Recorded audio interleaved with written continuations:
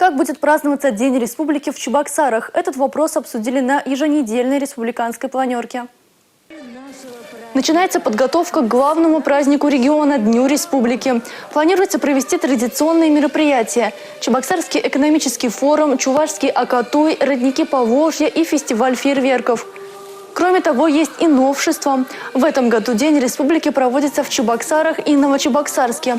Для жителей города и химиков готовится масштабная развлекательная программа. Будут работать 10 интерактивных площадок, основная на набережной реки Волга. Там же впервые пройдет международный чемпионат операторов техники ЧЕТРА. А в конно-спортивной школе состоятся бега рысистых лошадей на Кубок главы Чувашии. В Чувашии основные мероприятия, как было уже отмечено, в рамках празднования Дня республики в этом году пройдут с 21 по 24 июня.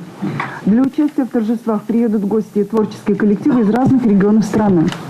Центром народных гуляний станет Красная площадь города Чебоксара, а также площадки города Новочебоксарска.